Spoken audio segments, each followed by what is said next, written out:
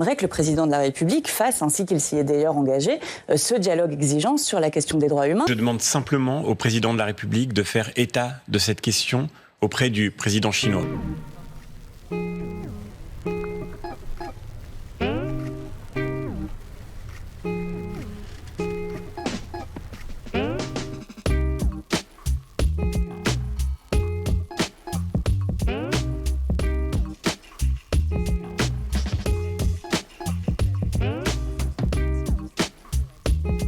La Chine a un rôle à jouer dans les conflits mondiaux et notamment dans le conflit entre la Russie et l'Ukraine. Et j'espère que le président de la République se saisira de cette opportunité pour faire pression sur la Chine pour qu'elle joue un rôle, notamment pour amener Vladimir Poutine à la table des négociations. Évoquer aussi un certain nombre de sujets, peut-être ceux qui fâchent, et notamment la question qui me semble essentielle aujourd'hui du déséquilibre des relations commerciales entre la Chine, l'Union européenne et plus largement entre la Chine et la France.